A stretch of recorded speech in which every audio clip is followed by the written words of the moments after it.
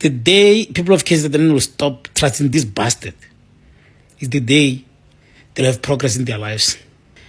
He recruited young men, 17 of them, to Russia, war-torn Russia, whereby there is war. The South African young men that were stuck in Russia-Ukraine war were from the MK party, so they... There are South Africans trapped there. We have issued a statement, and we want to reiterate that we want to know who sent them there. What were they doing there? Were they mercenaries and all of that? President and government, we are set as the ANC. They must leave no stone unturned to get to the bottom of these 17 people whom it is rumored that they were 20. It means about 3 people have died there. Children, fathers of children have been dispatched to a war zone by somebody. I hear now another rumor that it is MK party. So I don't want to be sued. I hear from you, the media, today, News 24, that it is rumored that these people were sent there by Zuma. So I don't know. But Zuma disappeared in the country. I don't know whether he was in the war zone and then he came back singing and very energetic when he came back. So, and somebody was saying on Twitter, Umbalula can't match Zuma. I can't match him. He's very fit from wherever he comes from. Umtomdala ayu fit kakhulu ungamalala nam ungithusile at this age. So we don't want to entertain rumors, but we want to know, is this South Africa cannot afford to have sponsorship of mercenary work.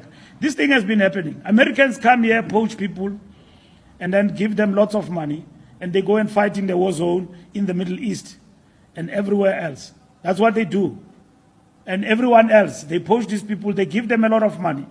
Some who are operatives of the old order. Some of them, we caught them wanting to, going via Zimbabwe, to go and conduct a coup d'etat in Equatorial Guinea under President. The day people of KZN will stop trusting this bastard is the day they'll have progress in their lives. This man said he's full of cow dung.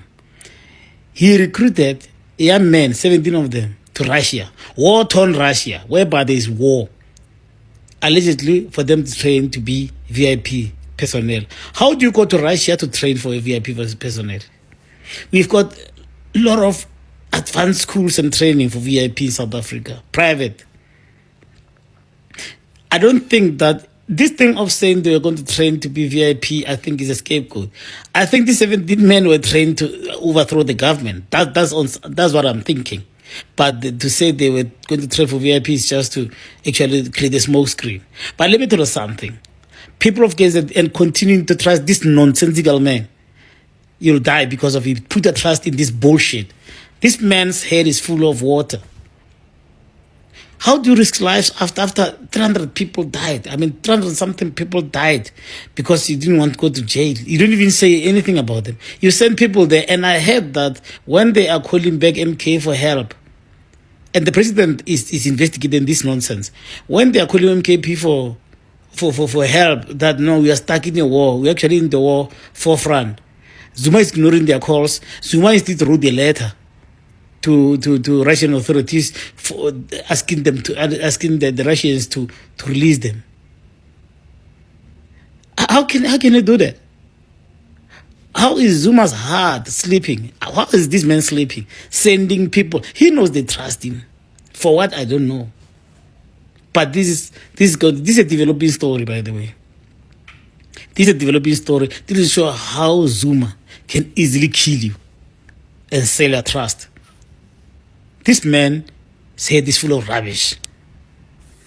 Hi guys, so I finally got my hands on the News 24 because they are the only ones who had a source, and they broke the news that the South African young men that were stuck in Russia-Ukraine war were from the MK party. So they were the only source. So I got my hands on that article, and there's a few things that I wanna quickly read from the News 24. I've actually dropped a full episode on YouTube as well. Please go and watch because that's where I touch on everything. Here I just want to touch on the most important parts that I think I found interesting. First of all, when News 24 broke the story, they reached out to Nhlamulo Ndlela, who is the spokesperson of the MK party. And Nhlamulo did not confirm nor deny, but he did confirm Ukuthi the letter, and there's an alleged letter that was sent to the Russia defense to release the people, that was written by Zuma. So Nhlamulo says the signature on that letter, it is Jacob Zuma's signature.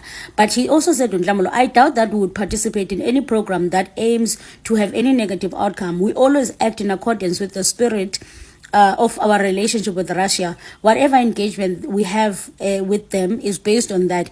Anything outside of that, hence the president wrote the letter, which is signed. You've just shown me now. We will await the response from the Russian authorities. We will give you clarity. That's what Nhlamulo said. He also said, it's my first time seeing the letter that you showed me. Where did you even get it? So he requested News 24 to send him the letter. News 24 sent him the letter, and when they confirmed it, wanted to call him again and confirm Nhlamulo was unreachable. Call was unsuccessful, was going straight to voicemail.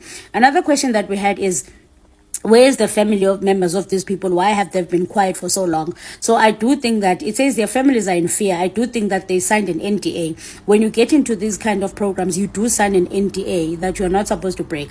But however, a close source, a close person to one of the families is one of the people that actually gave an insight.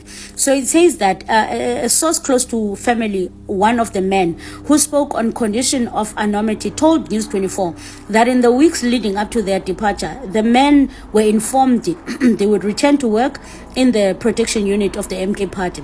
The source said the offer was hurried and shrouded in secrecy, but it was sold as a professional thing. They were instructed to pack light, just a small bag, a passport, and a jacket.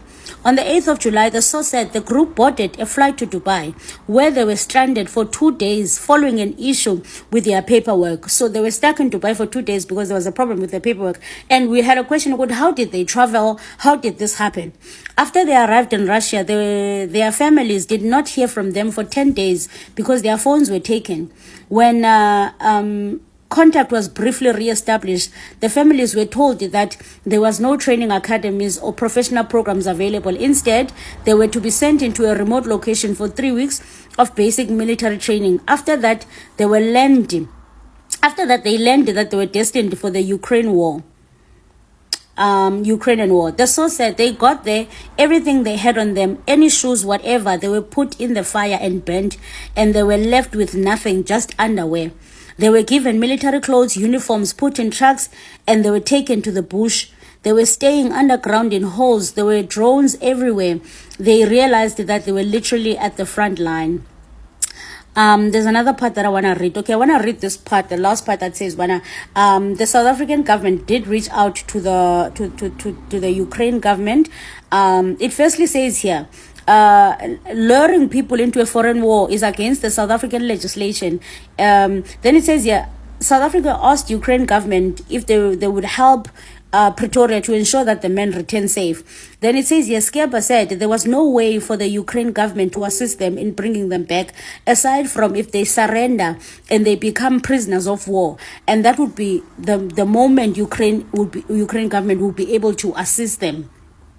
Another part that I want to quickly touch on, it says here, a former MK member told News 24 that he knew the party has sent several members to Russia. Now, another part, this is the last part. The men say, we are doing everything on our side to protect the people that brought us here. Yet they don't care about us. They are quiet and they're not saying anything, but we are here protecting them. My question is, why protect people? Tell the truth. Tell us everything. Why are you protecting these people? They must be held accountable. Whoever is responsible for sending you there. Then this man said, this is painful. I don't want to lie. So personally, I've made a decision, and it's now about time for people of South Africa to know what's happening here. Oh, I son, run to my YouTube channel. Bendinipha nje inhlovu.